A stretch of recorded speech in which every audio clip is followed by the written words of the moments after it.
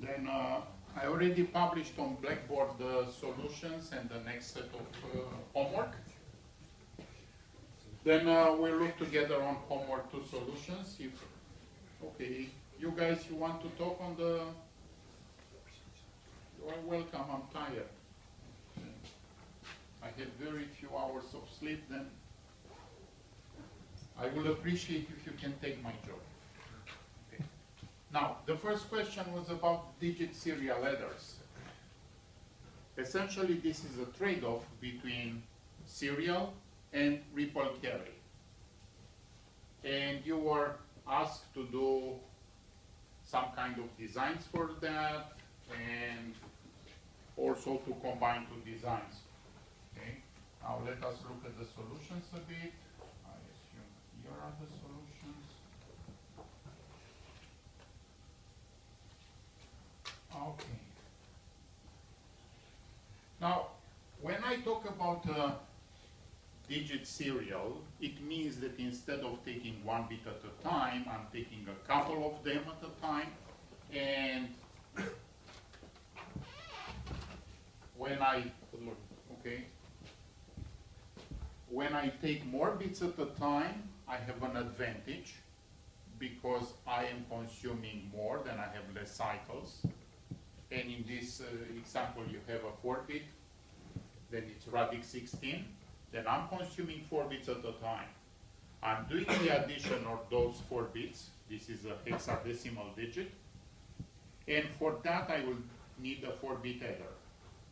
It won't be any kind of big time advantage to do the 4-bit header with, high-speed addition, because the overhead is too large. Usually when we have narrow headers, we rely on ripple carry addition, and then essentially what you will need a 4-bit header, which is like a ripple carry header, and you still need the flip-flop to memorize, to remember the carry for the next position. It's very much as bit serial, but now you consume more at a time. And if you look at the difference between, let's say, ripple carry, bit serial, and digit serial, you see that there are some kind of differences in price and in performance. When I do ripple carry, I have a delay which is proportional with the number of bits. I use K full headers, and I do not have the overhead of the flip-flop. When I'm doing bit serial, I have 1 full header, then from the area point of view, I'm very good. However, each cycle is slightly longer because I have the full header plus the overhead of the flip-flop. The digit serial, it's a compromise, it's in between. Then instead of K full headers, I need 4 full headers. And now I have less cycles, it's not K cycles, but it's K over 4, and each cycle is the delay of the 4-bit full header plus the overhead. Now you can continue this analysis, and then you can make some kind of assumptions, and you say that the area of the flip-flop is, I don't know how much. You can also assume in here something about this time. And eventually what will be interesting is to get down to the area delay product and to see from the area delay point of view which one is better, then what is the best solution from that point of view. That you can essentially work from here further and complete the discussion, complete the comparison in the area delay product. And that one, it's actually the metric that will tell me the truth. Because right now, if I look in area, this is the nicest one. If I look in the delay, this is the nicest one. Because here I have overhead, here I have overhead.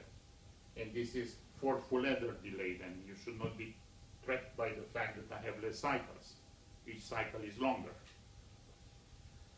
Then, depending on how these overheads relate to each other, the area delay product will give me a different result. And I think it will be good if you want to do that. Now, if I'm increasing the radix, then I'm consuming more bits at a time. I have less cycles, but I will have here a larger adder. Eventually, it may make sense to have an adder which is not any longer a ripple carry adder, but let's say a prefix adder. This depends very much on how wide my operand is. Yes? So basically, if you're working in radix 16 digital serial, on implementation level, you still use signals that are in binary decoded. Sure. You assume it's radix 16, which is between 0 and 15, but it's represented on 4 bits. If your technology can support direct representation of values between 0 and 15, then you are a happy guy.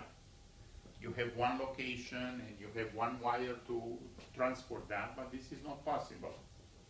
What we are trying to do in engineering is to hide complexity wherever is more advantageous for us. And that's the reason why those solutions do also depend on the underlying technology. And there are tricks like what I said. If the radix is high, it makes sense to put here a fast adder. If the radix is small, then a ripple carry adder will do better. If I do an implementation in FPGA, you will most likely see that in an FPGA, ripple carry adder is probably the best solution due to the architecture of the FPGA. Because in FPGA, you have what is called fast carry chains, and you can implement nicer ripple carry adders. If you try to implement in an FPGA a smart adder, sometimes this may not perform well due to the fact that FPGA is posing some kind of restrictions on your implementation. Then from the theoretical point of view, looks brilliant, but when you map it in practice, it may not look brilliant at all. Okay, now, the next question related to the fact that I can do this kind of calculation, but now I am playing with a representation which is called BCD digits. Then I am doing it's like calculation where I'm taking 4 bits at a time, but the digits can be between 0 and 9. Then when I do, it's a bit like the totally parallel addition story, but it's different. Then I want to operate on numbers which are represented in decimal.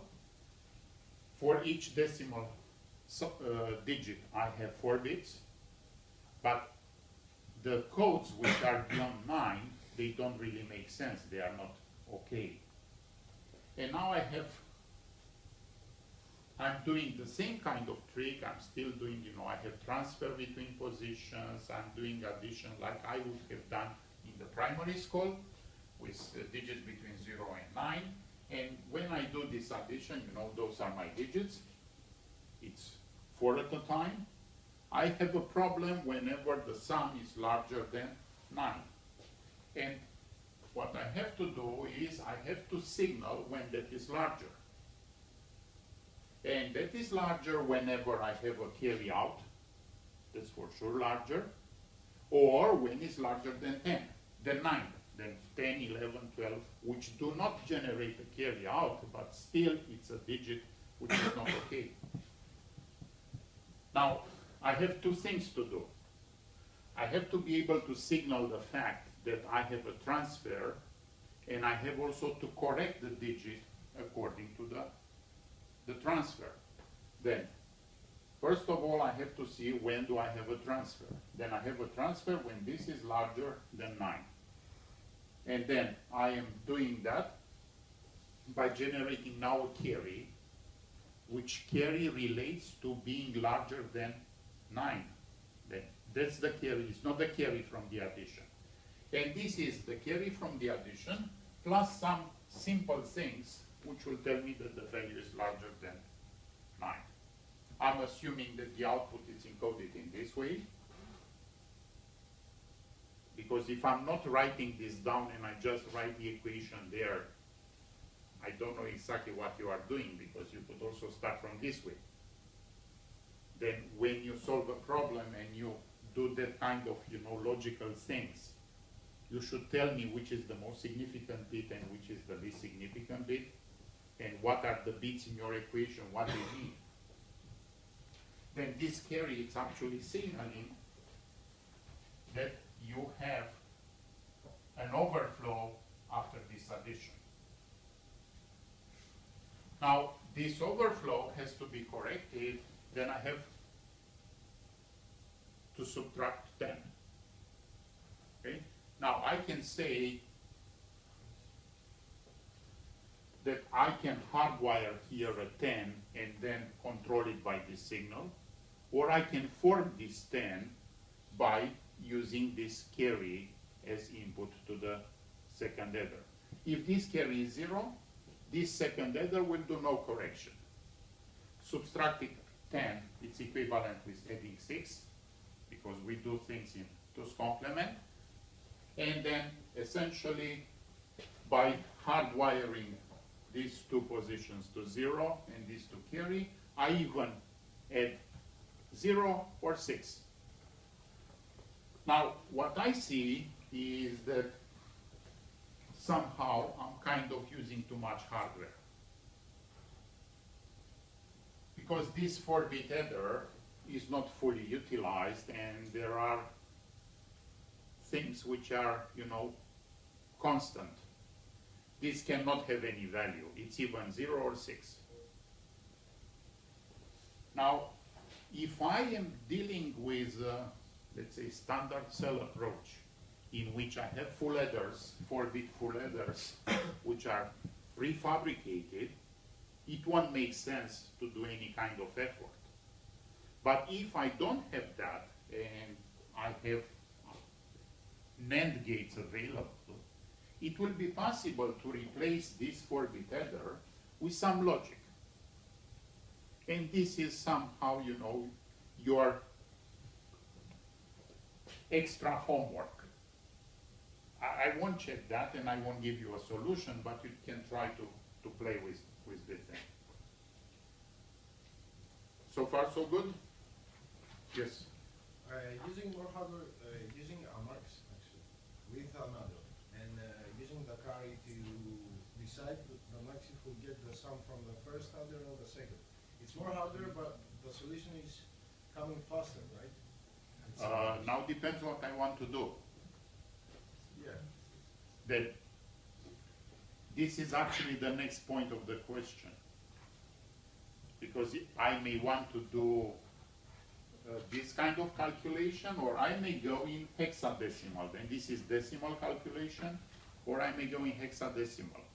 And then I can use a max, and this was the next step, and this is the final question, where I'm using this kind of construction. Now, if I want flexibility, this makes sense. Then if I'm doing hexadecimal calculation, I don't really care. Then I'm just, copying the carry from the hexadecimal. I still have a carry and there is a transport, but it's slightly different because now it's only the carry out which is doing the calculation. If I do decimal calculation, I have to use this carry. There is always a trade-off between complexity and delay. And what you are saying is, I'm trying to speed up the calculation and based on that to put things forward. Does it make sense to do that? The answer is always yes when I'm doing asynchronous. If I'm doing synchronous, always the worst case method. Then practically this question was focusing on two things, was focusing on trade-offs between the speed of consuming the input operands and the production, the efficiency of doing that. All the schemes, serial, digit serial, or ripple carry, they are linear in the number of bits. However, depending on the technology, depending on what kind of radix you want to play, maybe radix serial can give you an advantage. And the second part is that when you do digit calculation, you also have to deal with a certain correction of the result, which you did not have when you were doing bit serial. You have freedom, you have to do calculation directly, like in decimal or in hexadecimal. And decimal calculation is good.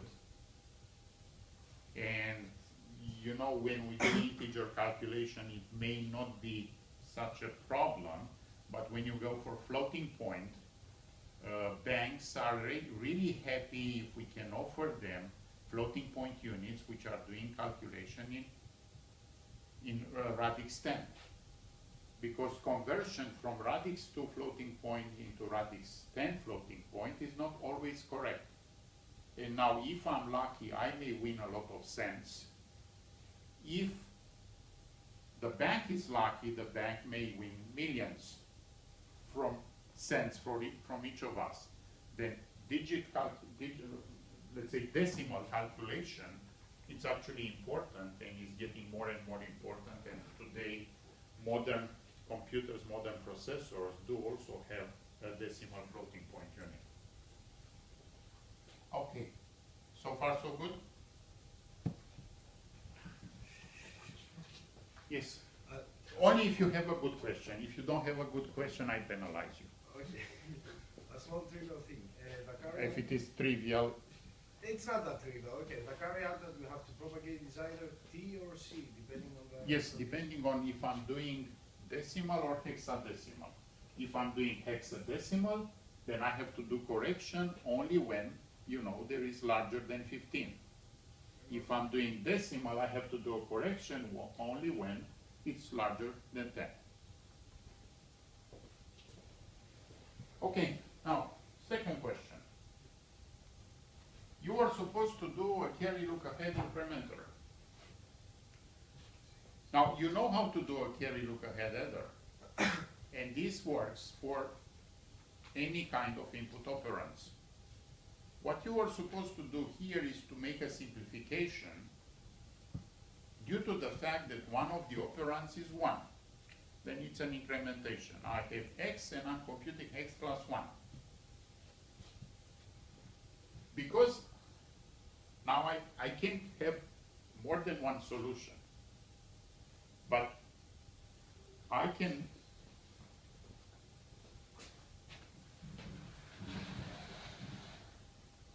then this is my operand, which is x, okay? Then I have a 1. I can place the 1 here, like my other operand is 0, 0, and a 1 here. Or I can see it like being completely 0, and placing the 1 is a carry in. Both of them are okay. I can add 1 in this position, in this significant position, or I can add it as a carry in. It will be a bit better to do it as a carry in, because in that case, your carry look ahead block will always have generate 0, then you can never generate. Then you split this in 4. And for each and every position, because this is always 0, you can only propagate. There is no way to generate. Generate is always 0. If I would put here the 1, then for this position I could also generate. And in order to make my life easier, I say, okay, these are equivalent, then I will put the 1 here as carrying.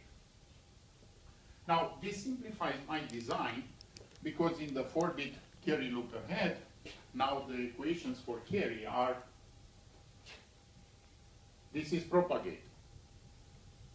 If x is 1, it's propagating, otherwise it's not propagating. And carry 2 is propagating on both position and carry in. And then my carry look ahead circuit is actually a lot simpler. And now, having had that, this is my design, I can do a 16-bit carry look ahead in the same way. The only difference is the simplification. And as I said, if I would have made the choice treat this operand as being a 1 and not to inject the 1 as a carry in, things would have been a bit complicated because here the design would not have been the same. And that's it. Did you solve this problem? I forgot to ask you about the first one. I see a lot of yes. May I say something about the first one? Yes. I had the same problem understanding the radix. Should we represent it like more binary digits? So if the implementation sounds it's gonna be the same, and it's not gonna No, be because the only I always said that whenever we deal with digits, we represent them as bits. Yes. I keep on saying that. I think I said that from the first class always. Then the underlining technology allows us to represent bits. And this is what we can implement. Digits, they exist, they are beautiful. I can do digit calculation, you know, with pen and paper, but I cannot implement them. I'm just saying that I couldn't understand the fully area product with performance from the question, from the first one. But was it? Okay. I'm not sure what you did not understand. But essentially, when I'm judging an implementation, I have to boil down to whatever I have available in hardware. And I have available in hardware full adders, flip-flops, and gates. Now, if I know a lot about the technology, I can even say I have what is called gate equivalent area, and I can compute in that basic unit all the costs in area for one flip-flop, one full adder, and I can refine that calculation to be more accurate. But it is very important, and this is a, let's say, very important approach towards evaluating a solution, is to look from both sides. Area delay, energy area, things like that. Because if you only look in one figure of merit, you always have the winner, but the winner will be, if you look in area, the winner will be the one which is using less area, always. But if you don't look in performance, the things are not okay. Are there other questions? You look very tired too. Now, that was about the design of 220 inputs, Brancon, Cogiston, and hybrid stuff. The only complication here was the fact that the number of inputs was not a power of 2. And for that, sometime, you know, things are, you have to take that into consideration. Now, you always start from the top, and you combine things, right? You first combine neighbors, then you combine neighbors at a larger distance and at a larger distance. You have to check whether or not you are not over combining. Then you have to compute all the values, but not twice or 3 times the same value. Then here it's clear, here it's clear. Then there is no point in going further from this. Okay? Then again, now you go on a distance of 8, and that's the end of the first, you know, the reduction. And now you have to compute whatever is missing. Now, if you have a problem and you are not sure your solution is correct, you just have to inspect your graph and see if you are computing all the things in a proper way. Is this correct? It is, right? Is this correct? Yes, because it's from x0 to x1. Is this correct? Yes, because it's x0, x1, x2. It's computed right. Is this correct? Yes, it is, because I have the right combination. I'm combining 0, 1, 2, 3, and then whatever was from 0, 1 and from 2, 3, I'm combining there, and it's fine. Next one is this combined with this. And then this is the way to check if my result is correct. I apply the methodology, which is very simple, right? Each time I'm increasing the step on the combination according to the heuristic that I'm applying. And then when I end, I arrive to the root, I have to combine things which I didn't do before. And if the check, it's okay, my design is fine, should function, I'll get 10 points for the question, I pass the exam, my design will perform well in practice. Again, the same story here. I apply the technique, the combination technique, and again I apply the check. If there is something which is not okay at the check, probably I didn't do the interconnection right. That the fact that I have operands which are not the power of 2 should not impede me in finding the right design. And the last one. In here I have a combination. I start with a Brancombe, which is reducing the dimension of my problem. Then I solve completely the Cogiston in a smaller dimension, and then I have to come back to finalize the Brancombe, which I started at the beginning. You may also get a question like you should start with 2 levels of Brancombe, then do Cogiston, and then you complete the calculation. If you start with 2 levels of Brancombe, you have to have 2 levels of Cogiston.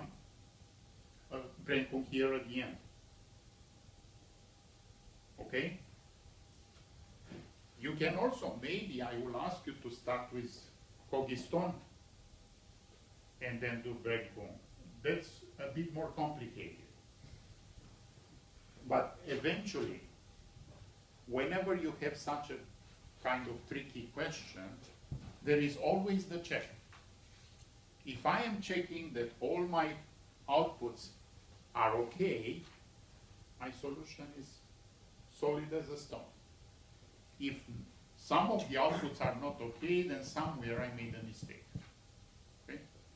Now, this is a kind of trade-off, because this is cheaper, but it's not that fast. And this one is faster, but there are some problems with the price. And the idea of combining them in this order, it's a correct idea. Combining them in the other way around is not really the right approach. Because what I'm doing is I'm reducing the dimension of the problem, and then I apply an expensive solution to a smaller problem, and then I'm, constructing that. Questions? Yes. When we have to do some this stuff in the exam, will grid be provided so that we don't have to do it? Sorry? Can at the exam can grid be provided with the lines vertical? Somehow, if the exam paper is with such grid, then it's fine. So you could also make an appendix at the exam where the lines. I think usually there are 3 types of paper at the exam. One is with horizontal lines, one is with a grid, and one is with nothing. Also in the next question you have this terrible table. It's huge. Yeah, but probably I will not ask you that. Or if I will ask you, it will be of such a dimension that you will not have to write a lot. Okay? But I may also ask you the following. Make a design of a combination of Cogiston and Brancombe for, I don't know what operand, and I don't want to see the design. I just want to know how many nodes you have per level. And then you don't need to draw it. You just need to tell me how many nodes you have. And then, if you apply the formula, your results might not be correct. There are some formulas for approximation of the number of nodes per level. But if you do the design and if you check that, you don't have to do it very careful. And anyway, I won't give you a question with 1000 bits.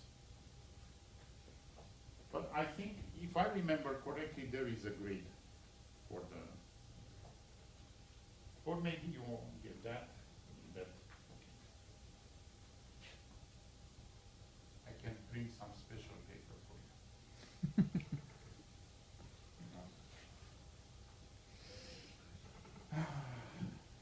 We should make you happy, right? It's my job. Okay, and what was the next? The next was the conditional sum algorithm. And in here you were supposed to fill in this table. Basically, this is carry select, which is going down to the level of 1 unit, 1 position, and then in a number of levels you do calculation, anticipated calculation for the parts which you don't have, right? Then in here for this position, right, you always know what's going on because you have 1, 1, carry 0, then you have a carry of 1 and sum of 0. Then for this one, there is no anticipation. For the next position, you may have a carry 0 or you may have a carry 1. You don't know. Then you should do the calculation for both of them. If the carry is 0, you have 1, 0. If the carry is 1, you have 1, 1. And this, it's happening for all of them in the same time, in parallel without selection. Now, when you go to the second level, you already know some carries, and you are combining now, you are doing selection on higher and higher level until you arrive to the last moment, and then, you know, you obtain the final solution. Now, most likely I will not give you such a table to fill in the exam, because this will be too long. But somehow this kind of approach may come in a question. It is important because this is the finest granularity for the carry select approach, and it's important to understand it. Now at the exam I will not check your skills in the writing or drawing. Okay? It's not about that. And this is the last question, I think. Okay, and in this question we are supposed to do what? Okay. Then we were supposed to do Wallace and Dada and then compare the designs.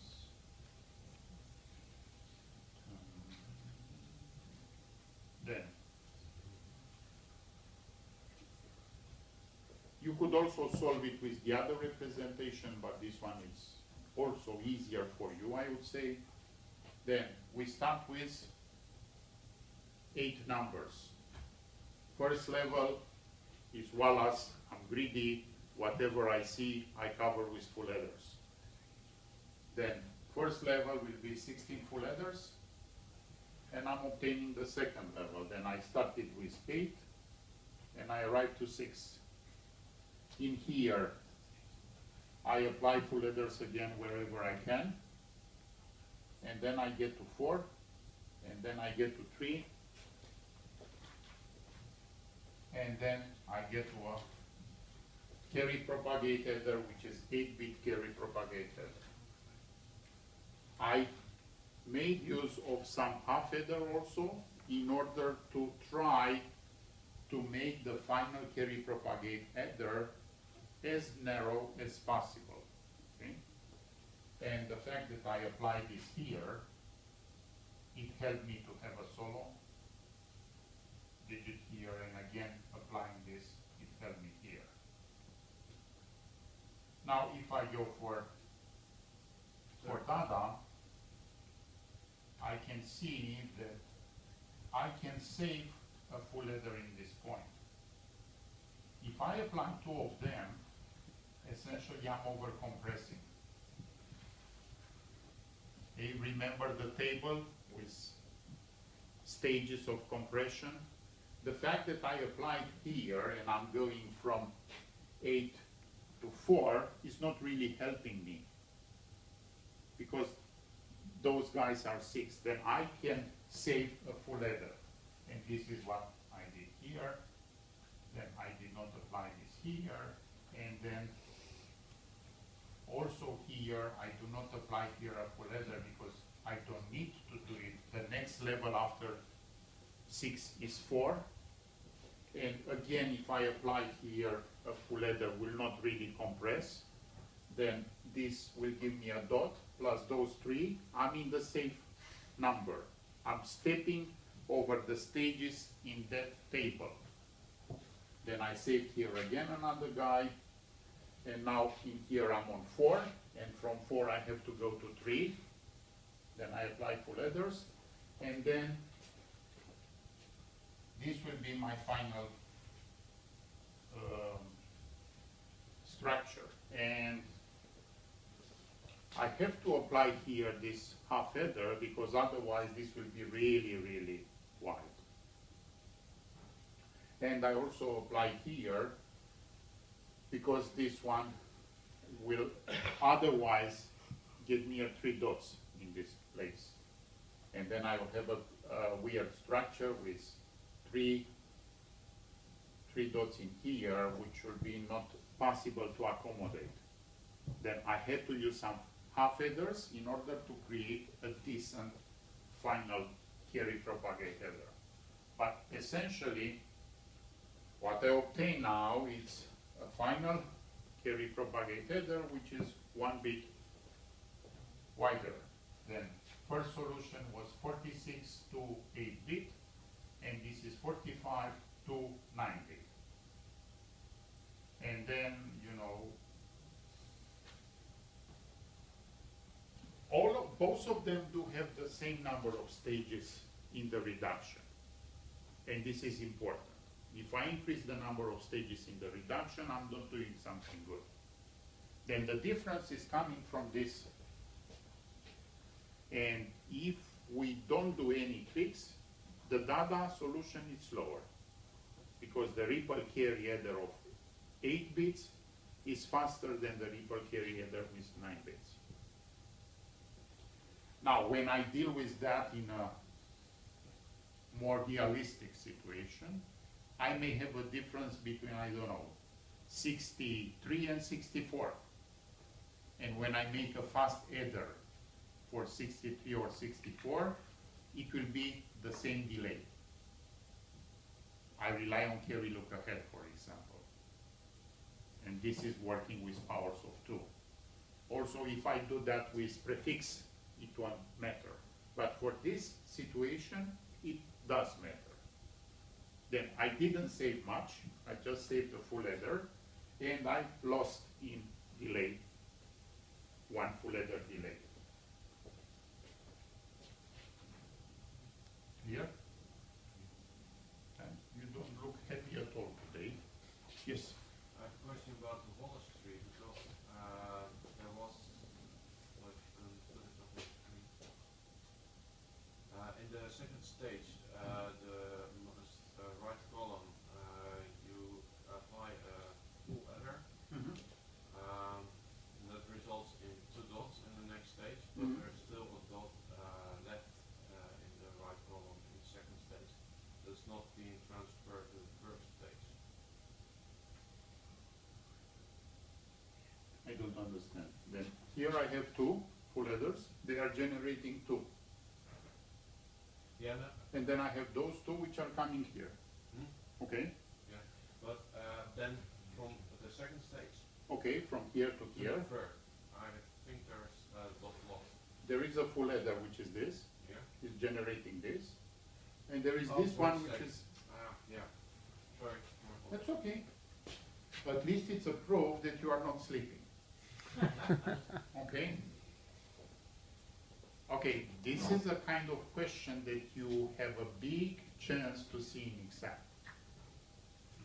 And then just be sure you understand the data principle. Because if I ask you Wallace, it's simple. You just, whenever you see 3 dots, you cover them with a full header. But if I ask you about data, then you have to think about the compression table. Then you should not over compress. That's the philosophy of data. Just whenever, if you start with a number of rows and you get into the next stage in that beautiful table, you are okay. If you get between the next stage and the other one, it's an overcompression which is not paying back. And that's the philosophy of Dada's approach.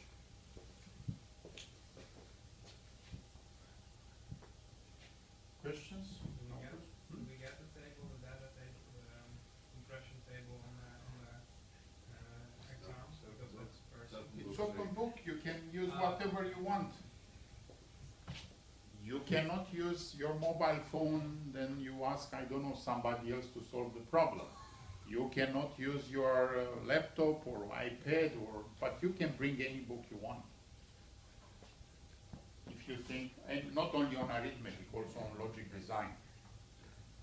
But there is a catch in here, right?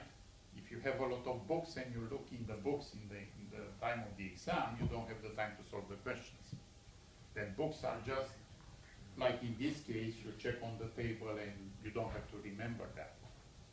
But do not rely on the fact that you have the book and you should not read the book. Okay?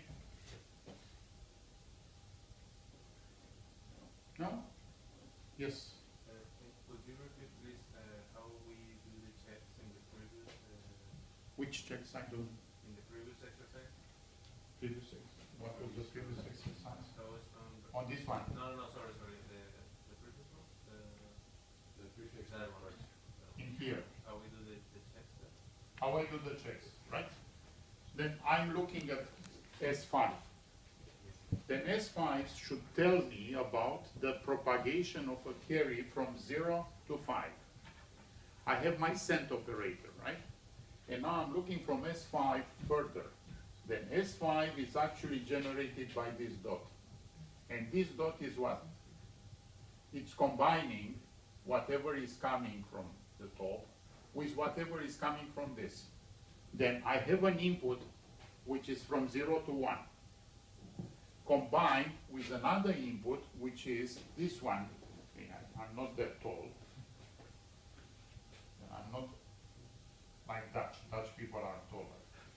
And I have to rely on this. Then in this point, you know, I combine whatever is coming from this point with this one. Then I have 0 and 1 overlapped with what is this? And this is what? This is 4, 5 combined with 2, 3. Then all the blocks which are contributing from 0 to 5 did contribute here. Because I have 0 to 1, 2 to 3, 4 to 5 combined in this tree and giving me, this is the cent operator, remember, P's and G's. Okay. Each dot is solving that. Let us assume that I forgot, let's say, to bring this in. Then I don't have a connection here. Then what I will have is 1 to 0 and 4 to 5. And then there is no complete calculation. And if I miss that, I have to put it. And I can do this, check for all positions. If I'm not sure I did it right, because if you have a power of 2, essentially it's a, you know, you should not make a mistake. But if I'm giving you an operand which is, I don't know, 17 bits or 23 bits, or okay, then you may make a mistake, you may forget something. Clear?